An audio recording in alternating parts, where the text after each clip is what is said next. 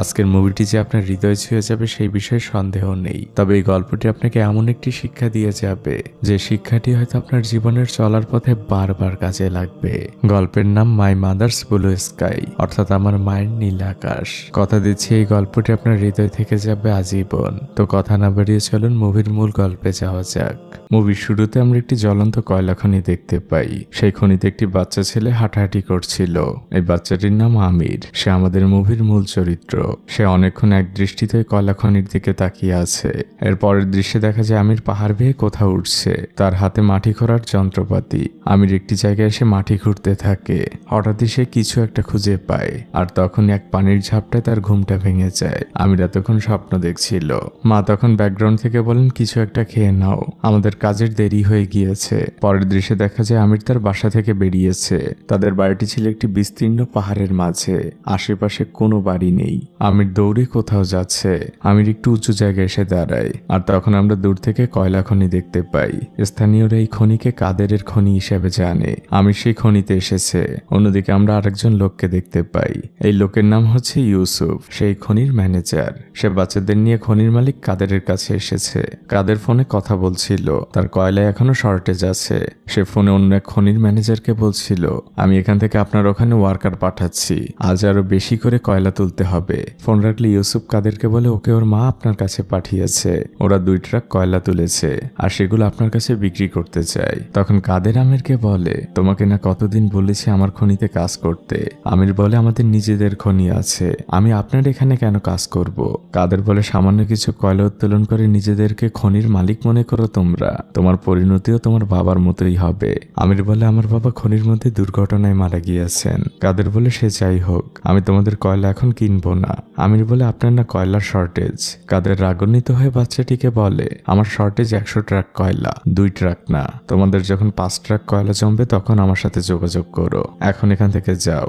আমি সেখান থেকে নেমে বাড়ির দিকে দৌড়াতে থাকে। এদিকে ইউসুফ কাদেরকে জিজ্ঞেস করে, বাচ্চাদের এখন কি করব।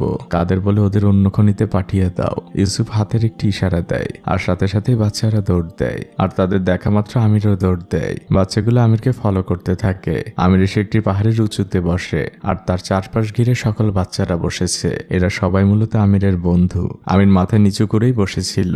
তার বন্ধুরা তাকে বোঝাচ্ছে, দেখ, বেঁচে থাকতে হলে তো টাকা লাগবে, তুই কেন কাদেরের খনিতে কাজ করতে চাস না।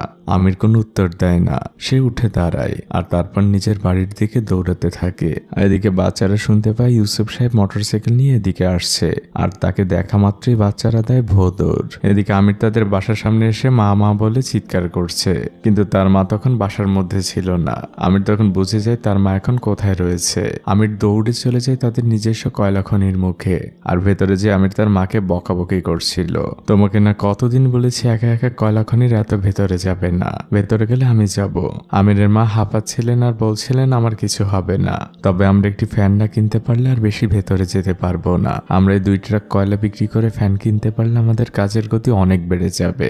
ভালো কথা, তুই কি কাদের সাহেবের ওখানে গিয়েছিলি। আমির বলে, গিয়েছিলাম, উনি আমাদের কয়লা কিনবে না, ওনার নাকি 100 ট্রাক কয়লার দরকার। এই 2 ট্রাকে কিছু হবে না, আর 5 ট্রাক হলে ওনার সাথে যোগাযোগ করতে। আমার মনে হয় মা, উনি চান না আমরা এখানে থাকি। আমিরের মা বোঝেন, এভাবে বলো না, ওনার হয়তো আসলে অনেক বেশি কয়লার প্রয়োজন। আমির মা তার ছেলেকে সাহস দেন, আমরা 5 ট্রাক কয়লাই তুলবো, আর আমরা একটি ফ্যানও কিনবো খনির জন্য। আমির সাথে সাথে পুরো উদ্যমে কাজে লেগে পড়ে। 2 মার ছেলের সম্পর্কটা ছিল একদম বন্ধুত্বের মতো, কারণ এই 2জন মানুষের পৃথিবীতে এই 2জন ছাড়া কেউ নেই। আমিরের বাবা কয়েক বছর আগে এই খনির মধ্যেই মারা গিয়েছেন। পরের দৃশ্যে দেখা যায় আমির বসে বসে গুলতি বানাচ্ছে। তার মা জিজ্ঞেস করে, এগুলো দিয়ে কি হবে। আমির বলে, লাস্ট কবে মাংস খেয়েছি তা আমার মনে নেই, এগুলো দিয়ে আমি পাখি শিকার করব। ছেলের মুখে এই কথা শুনে মায়ের অনেক খারাপ লাগে, কিন্তু তিনি কিছু বলেন না।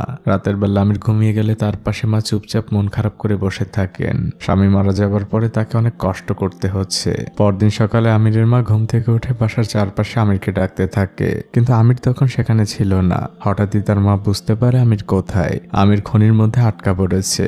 তার মাঝে তাকে দ্রুত উদ্ধার করে। আমিরের নিঃশ্বাস নিতে কষ্ট হচ্ছিল। পরের দৃশ্যে দেখা যায় মা আমিরকে বাসায় রেখে বাজারে যাচ্ছেন। তাকে দেখেই বোঝা যাচ্ছিল তিনি মনে মনে কষ্ট পেয়েছেন।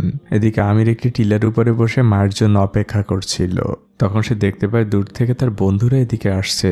কাছাকাছি আসলে আমির তাদের জিজ্ঞেস করে, তোমরা এখানে কেন এসেছো? বন্ধুরা জানায়, আমরা তোমাকে সাহায্য করতে এসেছি। আমির বলে, কোনো লাভ নেই, ফ্যান ছাড়া ওই খনির মধ্যে একটু ঢোকা যাবে না। মূলত আমির আর তার মাকে এই বাচ্চাগুলো প্রায় সাহায্য করে। রাতের বেলা আমির দরজার সামনে বসে প্রজাপতি নিয়ে খেলছিল। তখন তার মা এসে তার পাশে বসে। তাকে দেখে খুশি মনে হচ্ছিল। আমির তার মাকে বলে, মা তুমি আজ বাজার থেকে ফ্যান কেন নিয়ে আসোনি? আমিরের মা বলেন, ফ্যানের দাম অনেক, অত টাকা আমার কাছে নেই রে বাবা, কিন্তু আমি বাজার থেকে তোমার জন্য দুটো জিনিস নিয়ে এসেছি। তুমি মাংস খেতে চেয়েছিলে, আমি মাংস নিয়ে এসেছি। আরো একটা জিনিস এনেছি, তুমি চোখটা বন্ধ করো, আমি এক্ষুনি নিয়ে আসছি। আমিরের মা পেছন থেকে এসে আমিরের হাতে নতুন একটি জামা দেয়। আমির নতুন জামা দেখা মাত্রই চিৎকার করে ওঠে। সে বলে, নতুন জামা? বাচ্চাটা অনেক খুশি হয়, কারণ এই নতুন জামার মূল্য তার কাছে অনেক। পরদিন সকালবেলা আমিরের মা তাদের পুরনো রেডিওতে তার পছন্দের একটি গান শোনার চেষ্টা করছিলেন। তিনি সময় পেলেই উদাস মনে এই গানটি শোনেন। পরের দৃশ্যে দেখা যায় আমিরের মা তাদের বাড়ির পাশের একটি বুনো ফুল গাছে পানি দিচ্ছিল।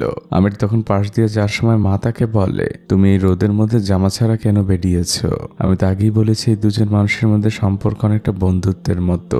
মা বলেন, তুমি একটু অন্যদিকে তাকাও। আর তখনই তার মা তার দিকে পানি ছুঁড়ে মারে আর বলে, এটা তোমার শাস্তি। তিনি হাসতে থাকেন আর আমির চুপচাপ দাঁড়িয়েছিল। আমির তার বাসার সামনে বসে বসে গুলতি প্র্যাকটিস করছিল। তখন মা এসে তার পাশে বসেন। তার সাথে তার সেই রেডিওটিও ছিল, কারণ এই রেডিওটি এই পরিবারের অন্যতম এক সদস্য। মা আমিরকে বলেন, আমাদের যেভাবেই হোক না কেন একটি ফ্যান কিনতে হবে, আমাদের 5 ট্রাক কয়লা উঠাতেই হবে। আমির মাকে বলে, আচ্ছা মা, আমাদের শহরে এক মামা রয়েছে না, সে তো অনেক ধনী, আমরা তো তার কাছ থেকে কিছু টাকা ধার নিতে পারি, তাতে আমরা খনির জন্য অনেক কিছু কিনতে পারবো, আমরা কিছু লোককে ভাড়াও করতে পারবো। মা শুধু একটি তার ছেলের হাসি দিয়ে না বলেন। ওই দিন রাতের বেলা আমরা আমিরের মায়ের হাতে তার বিয়ের একমাত্র স্মৃতির আংটিটি দেখতে পাই। আমরা বুঝতে পারি এই আংটির সাথে কি ঘটতে যাচ্ছে। পরের দৃশ্যে দেখা যায় আমিরের মা বাজারের দিকে রওনা হয়েছে, আর আমির ঠিক আগের মতো সেই জায়গায় চুপচাপ বসেছিল। আর তখন আমরা দূর থেকে আমিরের বন্ধুদের দেখতে পাই। আজ তারা খালি হাতে আসেনি, আজ খনি থেকে কয়লা উঠানোর জন্য তারা সাথে করে অনেক কিছু নিয়ে এসেছে। আমির সহ বাচ্চারা খুশিতে চিৎকার করে ওঠে। তারা দৌড়াতে থাকে খনির মুখের দিকে। তারা সবাই মিলে পুরো দমে কাজে লেগে পড়ে। ধীরে ধীরে কয়লার স্তূপটা বড় হচ্ছিল। এদিকে আমরা দূর থেকে একটি পিকআপ দেখতে পাই। আমিরের মা সেই পিকআপে করে এদিকেই আসছেন। গাড়িটি এসে তার বাড়ির সামনে থামে। তিনি ড্রাইভারকে তার টাকা বুঝিয়ে দেন। পিকআপটি সেখান থেকে চলে যায়। আমিরের মা চারপাশে আমিরকে ডাকতে থাকে। তিনি কয়েকটি ডাক দেন, কিন্তু তারপর তার চোখ একটি জায়গায় আটকে যায়। তার সামনে বিশাল এক কয়লার স্তূপ। আমিরের মা নিজের চোখটাকে পরিষ্কার করে নেন যে তিনি ঠিক দেখছেন কিনা। আর তখন স্তূপের পেছন থেকে ধীরে ধীরে বাচ্চারা বের হয়। মায়ের মুখে এক অশ্রুময় হাসি। আমির তার মাকে এত বড় সারপ্রাইজ দিবে তা কল্পনাও তিনি ভাবেননি। পরের দৃশ্যে দেখা যায় আমিরের মা বাচ্চাদের জন্য রান্না করতে শুরু করেছেন। বাচ্চাগুলো এখনো কাজ করেই চলেছে। তাদের এখনো অনেক কয়লা ওঠানো বাকি। কাজ শেষে সকল বাচ্চারা গোসল করে, আর আমিরের মা প্রত্যেকের মাথা মুছিয়ে দিচ্ছিলেন আর সবাইকে তাড়া দিচ্ছিলেন, তোমাদের ঠান্ডা লেগে যাবে, তাড়াতাড়ি আমার কাছে আসো। এখানে আমিরের মা শুধু আমিরের মা নয়, আমিরের মা এখানকার প্রত্যেকটি বাচ্চার মায়ের মতো করেই দায়িত্ব পালন করছিলেন। আমরা আমিরকে দেখতে পাই সে দূর থেকে কাদেরের খনির দিকে তাকিয়ে আছে, আর হঠাৎ এসে চিৎকার করে বলে, বাচ্চারা তাড়াতাড়ি পালাও, কাদের তার গাড়ি নিয়ে এদিকেই আসছে। আমিরের মাও এতক্ষণ কাজ করছিলেন, তিনিও চিন্তায় পড়ে যান। বাচ্চারা যে যার মতো করে দৌড়ে পাহাড়ের ওপাশে চলে যায়। কাদেরের গাড়িটা তখন প্রায় আমিরদের খনির সামনে পৌঁছে গিয়েছে। গাড়িটি এসে কয়লার স্তূপের সামনে জোরে ব্রেক করে। কাদের সাথে করে আরো দুজন লোককে নিয়ে এসেছে। সে কয়লার স্তূপটি ভালোভাবে দেখছিল। এদিকে আমিরের মা আপন মনে নিজ কাজ করতে থাকেন, আর কাদের হাঁটতে হাঁটতে চলে যায় কয়লার খনির মুখের দিকে। এখানে কেউ আসলে কারোর সাথে কোনোই কথা বলছে না, একদম চুপচাপ। কাদের ফিরে আসে আর আমিরের মাকে বলে, দয়া করে এটা বলবেন না যে এই কয়লা আপনারা দুজন মিলে উঠিয়েছেন। আমি বুঝতে পারছি এগুলো কিভাবে হচ্ছে। আমি আপনাকে ফাইনাল একটি অফার দেই, আমি এই কয়লা এবং কয়লার খনি দুটোই কিনতে চাই। আমির বলে ওঠে, আমরা বিক্রি করব না। তখন কাদের রেগে যায়। তখন আমিরের মাও সেম কথা বলে, আমির যেটা বলেছে সেটাই ঠিক, আমরা কয়লা বা খনি কোনোটাই আপনার কাছে বিক্রি করব না। কাদের আমিরের মাকে হুমকি দেয়, আপনি কিন্তু এই ধুধু পাহাড়ের মধ্যে একা থাকেন, রাতের বেলা আপনার সাথে কিছু হয়ে গেলে কিন্তু সেই দায়ভার আমাকে দিবেন না। আমিরের মা রাগান্বিত চোখে বলেন, কখন আমাদের এই পাহাড় কেনার স্বপ্ন আপনি দেখবেন না। কাদের বলে দেখা যাক শেষ পর্যন্ত এই পাহাড়ের মালিক কে হয়। এটা বলে কাদের সেখান থেকে দ্রুত গাড়ি ঘুরিয়ে নিয়ে চলে যায়। মূলত এই পুরো পাহাড়টি আমিরদের। রাতের বেলা আমিরের মা মন খারাপ করে বসেছিলেন। আমিরও ঘুমানোর চেষ্টা করছিল। তখন সে তার মাকে বলে, মা তুমি চিন্তা করো না, আমি আমাদের কয়লা বিক্রির জন্য নতুন ক্রেতা খুঁজে আনবো। আর সে তার মাকে এটাও বলে, মা আমি তোমাকে প্রথমেই বলেছিলাম ইউসুফ চাচা সেই প্রথম থেকে কখনোই চান না আমরা এখানে থাকি। মা বলেন এ কথা কেন বলছো? আমির বলে, আমি আর বাবা যখন নতুন খনি খুঁজতে যেতাম তখন ইউসুফ চাচা বাবাকে বলতো খনির ব্যবসাটা আমাদের জন্য না, আমাদের অন্য কিছু করা উচিত। মা বলেন উনি আমাদের কখনোই বিরুদ্ধে ছিল না, উনি তোমার বাবার অনেক ভালো বন্ধু, উনি আমাদের ভালো চাইতেন। এই ব্যবসা করতে গেলে অনেক টাকার প্রয়োজন আর অনেক কষ্টের। বাচ্চা ছেলে আমির কোনো উত্তর না দিয়ে ঘুমিয়ে পড়ে। পরদিন সকালবেলা আমিরের মা রেডিওতে সেই গানটি ছেড়ে ঝুলিয়ে রাখেন। আমির বাসা থেকে বের হয়, সে কোথাও যাবে। কিছুটা সামনে যেয়ে সে মায়ের দিকে তাকায়, তার মায়ের চোখ দুটো ছলছল করছিল। আমির মূলত আজ নতুন ক্রেতা খুঁজতে যাবে তাদের কয়লাগুলো বিক্রি করার জন্য। সে দৌড়াতে থাকে, একটার পর একটা পাহাড় পাড়ি দিতে থাকে। আর অনেকটা পথ পাড়ি দিয়ে সে দূরের একটি কয়লা খনিতে পৌঁছায়। এখানকার ম্যানেজারের সাথে বাচ্চা ছেলে আমির কথা বলছিল। সে ম্যানেজারকে জানায় তাদের 5 ট্রাক কয়লা জমেছে আর খুব তাড়াতাড়ি তারা অনেক কয়লা উত্তোলন করবে। ম্যানেজার বলেন, এটা তো খুব ভালো কথা, তুমি এতটুকু বয়সে কয়লা সম্পর্কে এত কিছু বোঝো, কিন্তু আমার বস এখন তুর্কিতে রয়েছে, তিনি দেশে ফিরে আসলে তারপর তোমার সাথে এই বিষয়ে ডিল করব। এ কথা শুনে বাচ্চা ছেলেটি হতাশ হয়ে পড়ে। পরন্ত বিকেলে সে বাড়ি ফিরে আসে আর চারপাশে তার মাকে ডাকতে থাকে, কিন্তু সে কোথাও তার মাকে খুঁজে পাচ্ছে না। তখন সে যায় খনির দিকে, তার মা হয়তো সেখানে কাজ করছে। আমির খনির মধ্যে ঢোকে আর তারপরে আমরা আমিরের একটি করুণ আর্তনাদ শুনতে পাই। আমিরের মা খনির মধ্যে নিঃশ্বাস বন্ধ হয়ে মারা গিয়েছেন। পরদিন আমির তার মায়ের কবরের পাশে বসে প্রচন্ড কাঁদছিল। এই একমাত্র মাই ছিল তার জীবনে। বাচ্চা ছেলেটা একদম একা হয়ে গেল। একজন ইমাম জানাজা পড়াচ্ছিলেন আর সবাই চারপাশটা ঘিরে দাঁড়িয়েছিল। জানাজা পড়া শেষে সবাই চলে যায়। আমির আর তার বন্ধুরা ছিল। কাদের এসেছে তার সাথে দেখা করতে। কাদের আমিরদের পাহাড়টা কিনতে চাইছিল, কিন্তু তাকে হতাশ হয়ে সেখান থেকে চলে যেতে হয়। এদিকে ইউসুফ এখন গ্রামের মুরব্বীদের নিয়ে বসেছে। আমিরের এখন কি হবে, তার ভবিষ্যতের দায়িত্ব নিবে কে? তো সবাই মিলে সিদ্ধান্ত নেয় আমিরকে কোথাও দত্তক দিয়ে দিবে। এই কথা শুনে বাচ্চা ছেলে আমির সেখান থেকে বের হয়ে নিজের বাড়ির দিকে দৌড়াতে থাকে। আর সে তার বাড়ির পাশেরই একটি উঁচু জায়গায় এসে দাঁড়ায়। তখন সে দূর থেকে মোটরসাইকেলে ইউসুফ চাচাকে দেখতে পায় আর তার পিছু পিছু আরেকটি গাড়ি। আর এটা দেখা মাত্রই আমির পাহাড়ের আরো উঁচুতে উঠে যায়। ইউসুফ চাচার গাড়িটি সেখানে এসে থামে। গাড়ি থেকে সবাই বের হন। ইউসুফ চাচা দূরে আমিরকে দেখতে পায়। আমির তার উদ্দেশ্যে চিৎকার করে বলছে, আমি অন্য কারো সন্তান হয়ে থাকতে চাই না, আমি এখানেই থাকবো। আমার মায়ের খবর এখানে, আমার মায়ের সাথে সকল স্মৃতি এখানে, ওনাদের চলে যেতে বলুন। তখন ওই লোকগুলো ইউসুফ চাচাকে বলে, বাচ্চা ছেলেটি যেহেতু যেতে চাচ্ছে না তাহলে এখানেই থাক, আমরা বরং এখান থেকে চলে যাই। লোকগুলো সেখান থেকে চলে যায়। ইউসুফ চাচা এবার কিছুটা সামনে আগান আর আমিরের উদ্দেশ্যে বলেন, নিচে নেমে আসো, আমরা সামনাসামনি কথা বলি। আমির বলে, আমি আপনার সাথে কথা বলতে চাই না, আপনি এখান থেকে চলে যান। ইউসুফ চাচা একটু উপরে উঠলে আমি সেখান থেকে দৌড় দেয় আর ইউসুফ চাচাও তার পিছু পিছু দৌড়াতে থাকে। আমির আরো উঁচু একটি জায়গায় এসে উঠেছে। ইউসুফ চাচা হাঁপিয়ে গিয়েছেন। তিনি আমিরকে বলেন, তুমি তোমার বাবার মতোই হয়েছো, তাকেও আমি কখনো ধরতে পারতাম না। আমির বলে, আমি এখান থেকে দৌড়ে এখন আরো দূরে চলে যাব, যাতে করে আপনি আমাকে ধরতে না পারেন। ইউসুফ চাচা বলে, তুমি জিতে গিয়েছো, আমি তোমাকে ধরবো না, তোমার যেভাবে ইচ্ছা তোমার জীবন তুমি সেভাবেই কাটাও, আমি এখান থেকে চলে যাচ্ছি, এখন তুমি নেমে এসো। রাতের বেলা আমির ঘুমের আগে রেডিও শুনছিল আর তার মায়ের কথা মনে করছিল। পরদিন সকালবেলা আমির তার মায়ের মতো করেই সেই বুনো ফুল গাছগুলোতে পানি দিচ্ছিল। আজ তার মা নেই, যে থাকলে তার গায়ে পানি ছিটিয়ে দিত।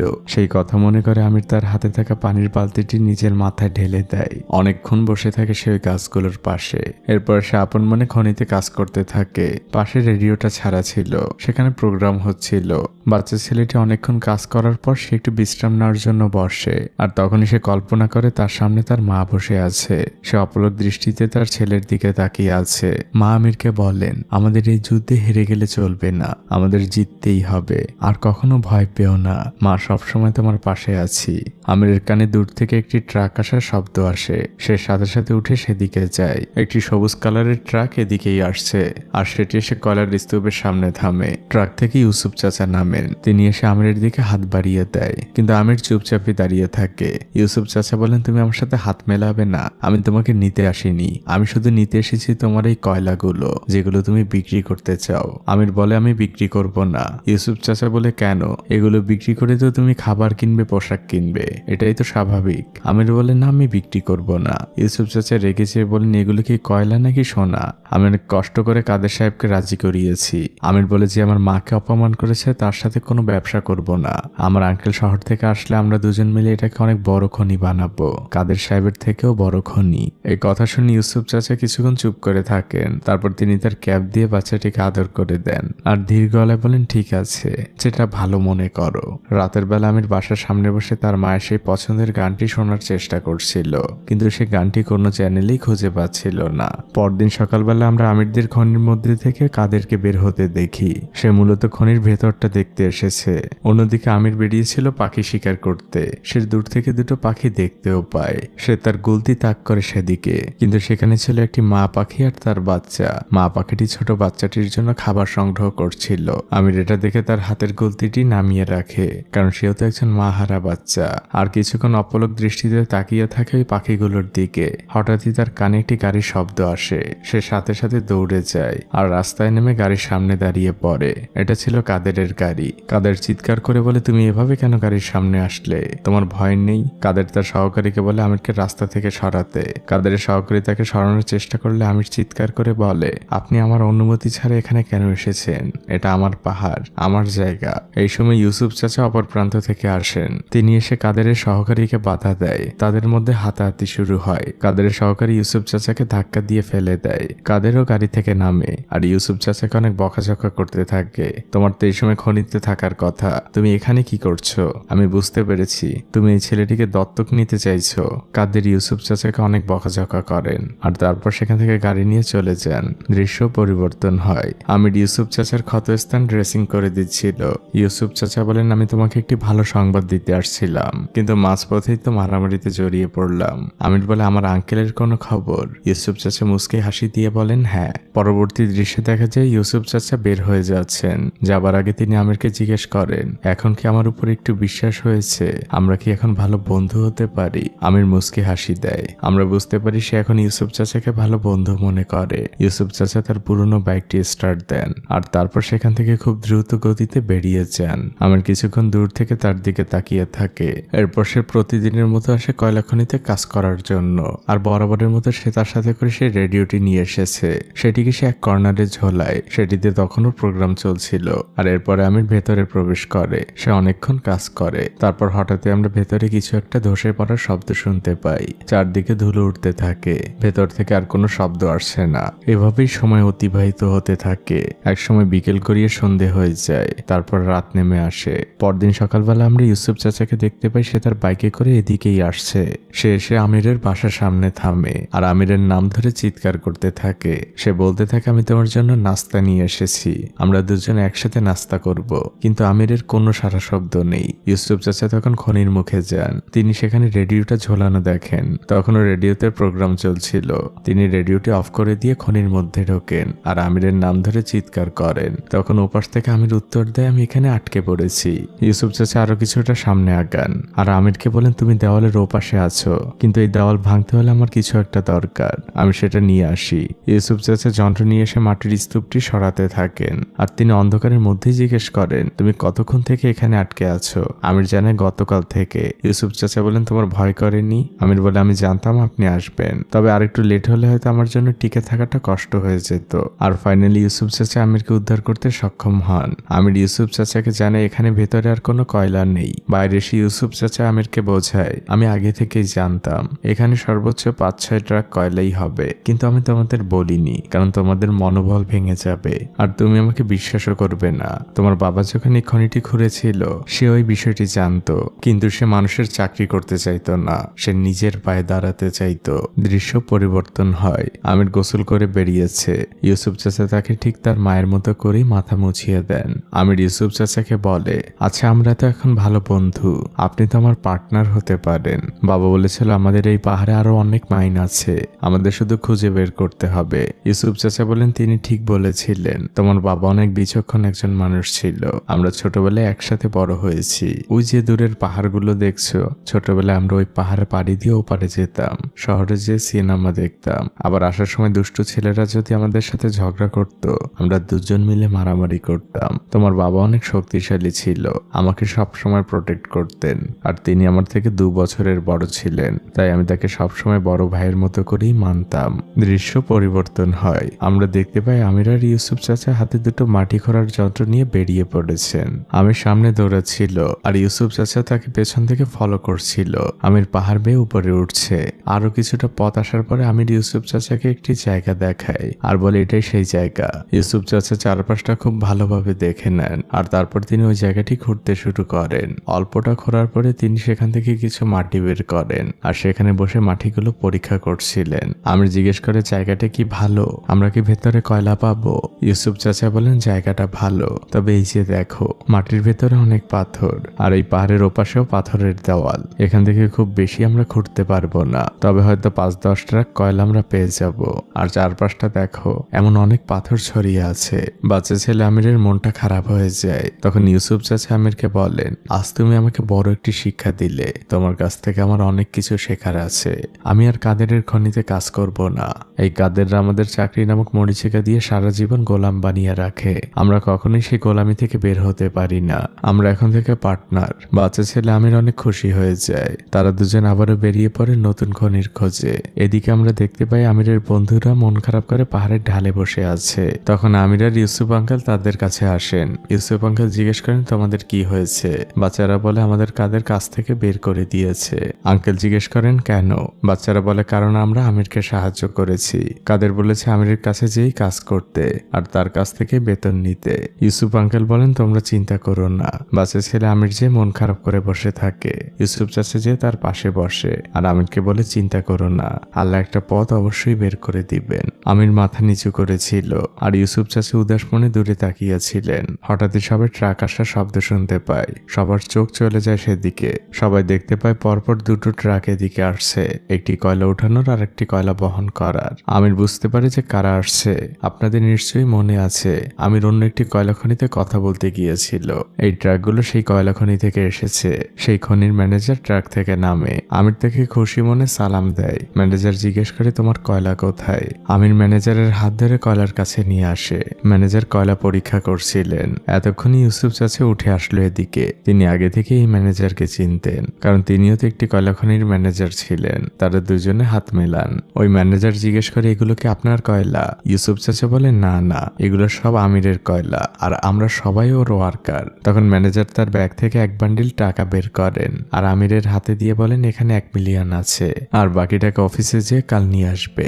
আমির টাকা পেয়ে তো মহাখুশি। সে ওখান থেকে কিছু টাকা আলাদা করে আর বাচ্চাদের দিকে দৌড় দেয় আর বলতে থাকে টাকা। আর তারপর বাচ্চাদের কাছে যেয়ে সে টাকাগুলো উড়িয়ে দেয় আর বলে এগুলো তোদের পরিশ্রমের ফল, এগুলো তোদের বেতন।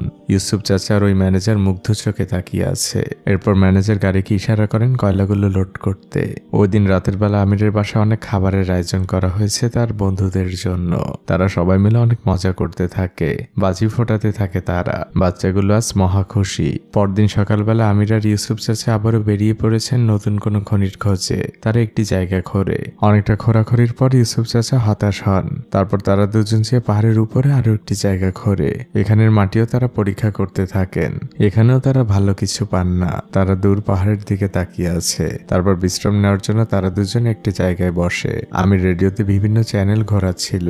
ইউসুফ চাচা জিজ্ঞেস করেন তুমি কি খুঁজছো? আমির বলে আমার মায়ের সেই প্রিয় গানটি। এখন আর রেডিওতে সেই গানটি শুনতে পাই না। ইউসুফ চাচা তখন উদাস মনে আমিরকে বলেন আমরা এক গুপ্তধনের সমুদ্রের মাঝে বসে আছি, কিন্তু কি জানো আমরাই সব থেকে অভাবী। আমির বলে কেন?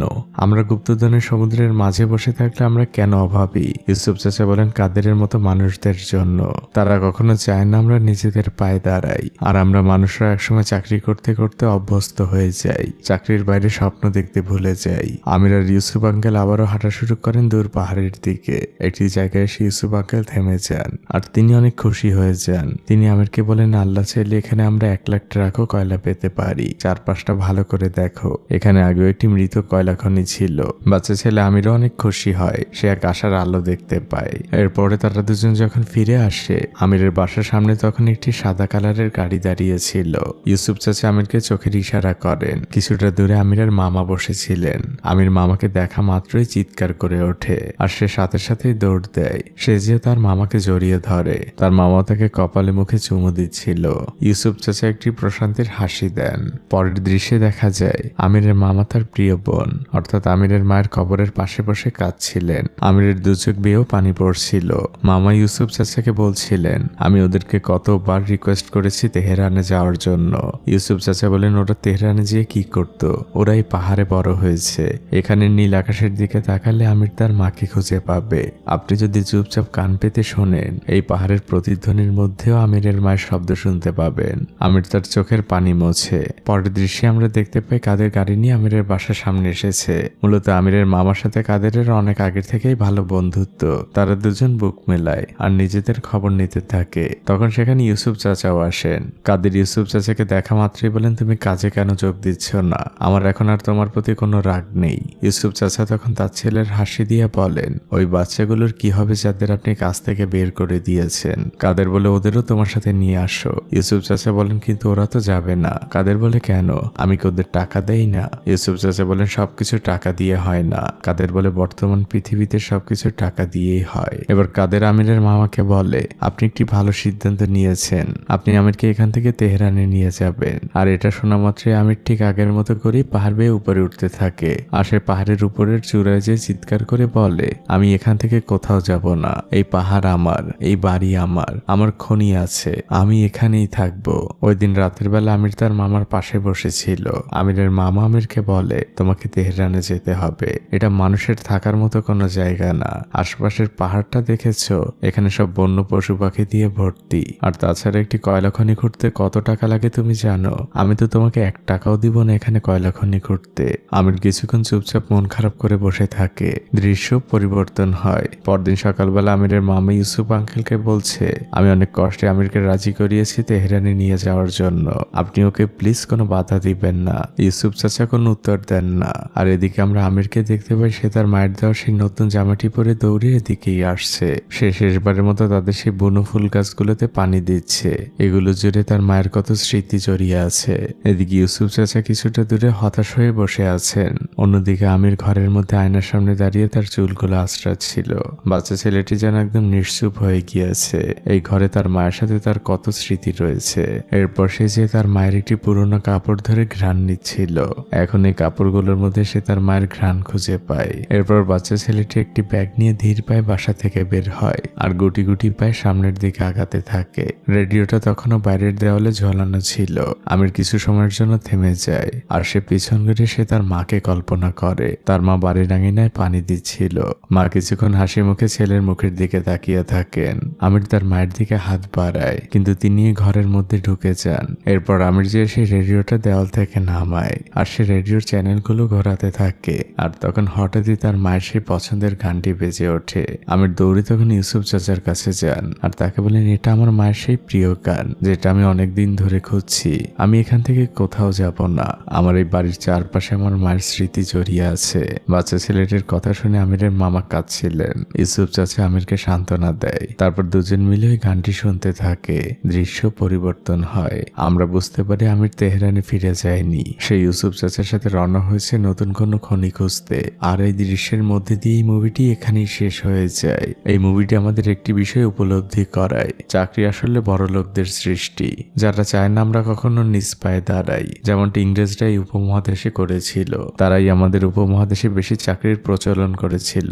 আমরা মধ্যবিত্তরা এই চাকরিটাকে একটি সিকিউর আয়ের মাধ্যম হিসেবে বেছে নেই। আমরা আসলে রিস্ক নিতে ভয় পাই। চাকরি করাটা অবশ্যই খারাপ কিছু না, অনেক সম্মানের, কিন্তু সেটা কখনো স্বপ্ন হতে পারে না।